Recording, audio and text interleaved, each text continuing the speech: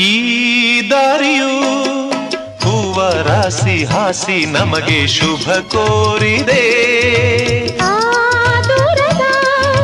ಒಲವ ಮನೆಯು ಕೈಯ ಬೀಸಿ ಬಾಯಂದಿದೆ.